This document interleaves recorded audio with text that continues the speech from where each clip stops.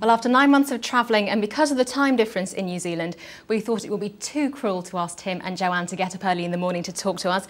So they went into a TV studio at a more sociable hour, and I spoke to them for the first time since they left the UK. It's great to finally talk to you rather than just see you on videotape. What an incredible experience you've had. Tell me about the highlights. What have been the best bits of the trip for you? It's really hard to pick out sort of one thing. I mean, there have been so many fascinating and extraordinary experiences. India was just a complete sort of mishmash of experiences, both sort of good and bad. North Africa was pretty challenging, but amazing as well. Australia is huge. All sorts of things. And of course, arriving here in Oxford, New Zealand, the welcome was just amazing. Really was incredible. What about lowlights? What have been the challenges? The difficulties of driving in different countries on different sides of the road with rules of the road that are all quite different, and in many cases whereby people don't even abide by the rules of the road. That was pretty hard. And then there's the actual logistic challenges of travelling across the world with an old car into and out of different countries, organising shipping from place to place. That's been quite challenging. We've learnt a huge amount on that. And we added to your challenge, didn't we? Because you filmed all the pictures on your journey and sent them back. How difficult was that to do? Well, I had Tim driving up and down the road a few times. You know, go around that bend again, Tim, because I didn't quite get the right angle. We've learnt a lot. I mean, we've really tried to get the different shots and to understand what's needed to put a piece together. So that's been another fascinating aspect that we hadn't thought about before we left. And trying to take photos for the website to try and keep that up to date too, because we have readers all over the world. So we're really keen to keep the website up to date and keep it interesting.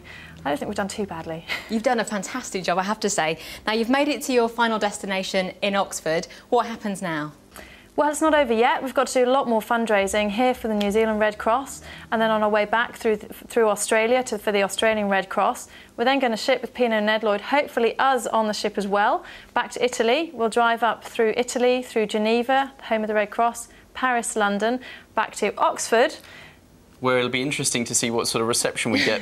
Oxford's going to struggle to put on as good a display as we had here when we arrived in Oxford, New Zealand. But we hope to be back there sort of 23rd, 24th of July, fingers crossed. And what about that fabulous car? What's she going to do with Florence? We're going to keep her, yeah. We've had a few requests to actually sell her or put her in a museum here, but that's not happening. She's coming home with us. We need her to help us with a lot more fundraising for the British Red Cross when we come home, and we're going to keep her. Who knows, there might be further adventures of Florence. I think lots of people hope there will be.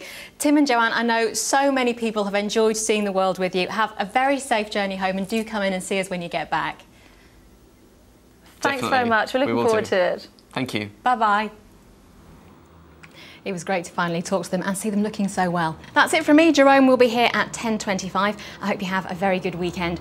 We'll leave you tonight with pictures of Tim Nicholson and Joanne Bowlt in Oxford, New Zealand, where there was that amazing response to their arrival. The people there really took them to their hearts. One woman even wrote a song about them. Here it is. Enjoy. Good night.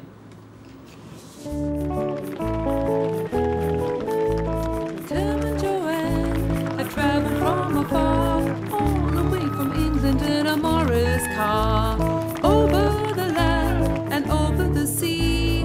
What a little beaut Florence turned out to be. Now Florence, their car was 50 years old. Tim and Joanne thought she was good for gold. She hardly missed a beat as she churned out the miles. Through every country she got the smile.